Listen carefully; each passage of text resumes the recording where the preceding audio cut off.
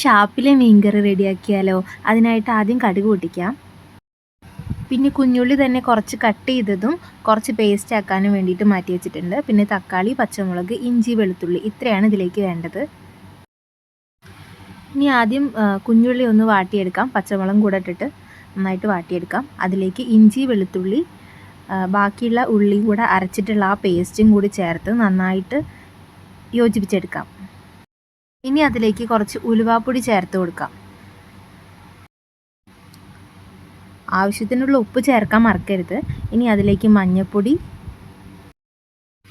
മല്ലിപ്പൊടി, മുളക് പൊടി ഇതും കൂടെ ചേർത്തിട്ട് നന്നായിട്ട് വഴറ്റിയെടുക്കാം.